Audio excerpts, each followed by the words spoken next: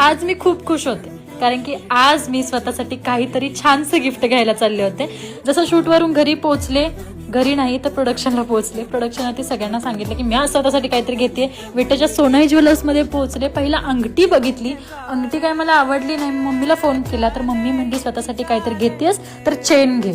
तर चेन बघितली मी नाजूकशी अशी, मला कारण की नाजूकच गोष्टी आवडतात जास्त, मला काय अशा जाड वगैरे आवडत नाही.